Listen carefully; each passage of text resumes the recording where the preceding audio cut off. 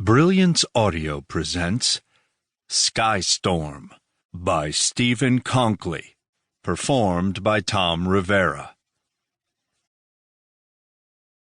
Ryan Decker emerged from the darkness underneath the cargo container platform and planted his waterlogged boots on the ship's rough metal deck. He scanned for sentries before heading aft toward the looming superstructure.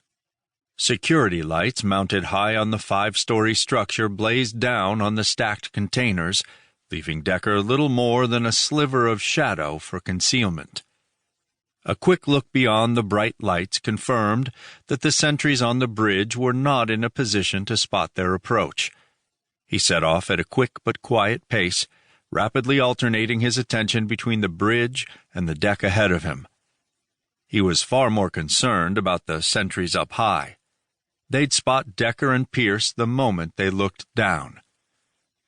Two dark, fast-moving forms would be pretty hard to miss, especially tonight.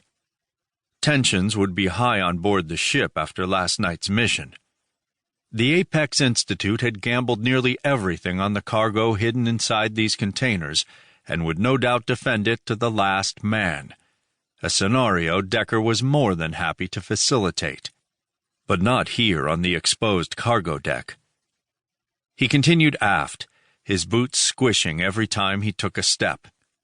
They hadn't bothered to change after the swim, opting to save the time and hassle by donning their dry tactical gear directly over the wet suits. Now he started to wonder if the few minutes' delay might have been worth it. The suits turned out to be more constrictive and awkward out of the water than he had expected. To make matters worse, the tight neoprene layers trapped his body heat, intensifying the effects of this oppressively hot and humid Houston night. Too late to do anything about that now, and they wouldn't be here long enough to get really uncomfortable. He hoped. Decker glanced over his shoulder to check on Pierce, who trailed him by several feet, rifle covering their six. With Pierce in position, he turned all his attention back to what lay ahead and above him, closing the distance to the superstructure, where they'd take the exterior stairs as far up as possible before entering and making their way to the bridge.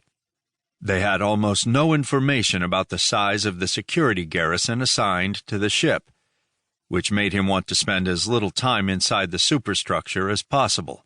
The last thing Decker or Pierce wanted was to engage in a close-quarters battle within the tight confines of a ship against an unknown number of hostile, well-trained operators. The quicker they got to the bridge, the better. The bridge had one point of access, which the two of them could control until the helicopter arrived for the extraction. A body armor-clad man cradling a rifle materialized about 30 feet in front of him, walking casually toward the guardrail. Decker stopped and tracked the sentry through the holographic sight attached to his suppressed HK-416 rifle. The man grasped the top rail with both hands and scanned the water. Decker fired twice, both shots connecting with the man's unprotected head and collapsing him against the guardrail. A few moments later, a pair of suppressed shots echoed off the containers, Pierce's rifle dispatching someone, somewhere. Decker took off without giving the situation a second thought. Pierce would follow. He was certain of that. The 4 suppressed shots had been far from silent, and guaranteed to attract the wrong kind of attention from the professionals patrolling the ship. Decker skidded to a halt next to the dead sentry near the superstructure, grabbing the man's tactical vest and muscling him onto the top rail before he pushed the body over the side. The man splashed into the water, creating an unmistakable sound that was guaranteed to turn heads. Without speaking, they made their way to the foot of the exterior stairwell, where Pierce turned to watch the deck while Decker ascended the first flight of stairs.